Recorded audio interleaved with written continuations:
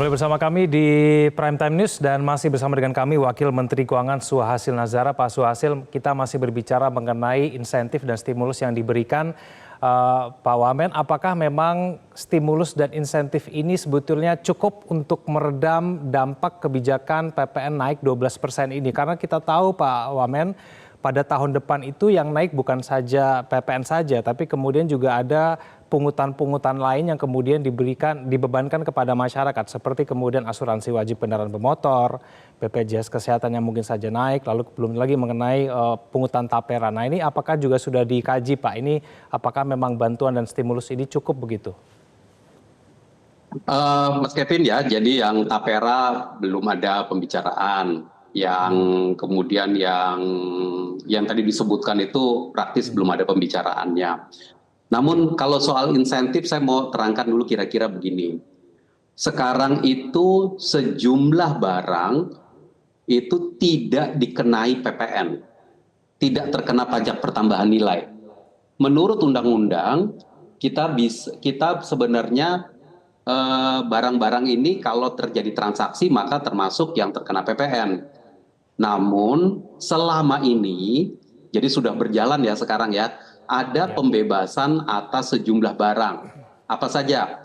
Bahan makanan, bahan kebutuhan pokok itu tidak kena PPN kalau kita beli atau kita melakukan transaksi. Beras, jagung, kedelai, gula, susu, dan yang lain-lain barang hasil perikanan kelautan itu tidak terkena PPN. Saat ini sudah berlangsung, sudah tidak terkena PPN.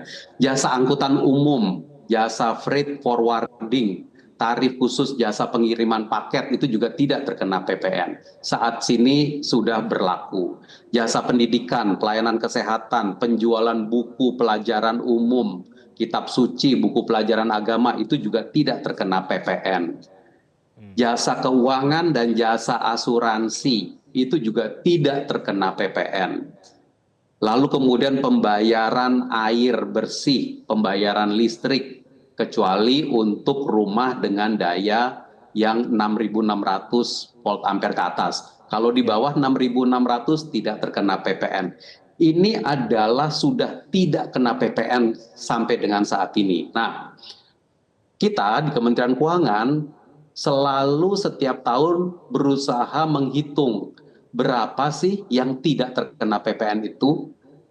Untuk tahun 2025 kita memperkirakan pembebasan PPN tersebut nilainya adalah mencapai 265 triliun rupiah. Artinya kalau dilakukan pengenaan PPN atas barang-barang yang saya sebutkan tadi, maka masyarakat akan terbebani 265 triliun.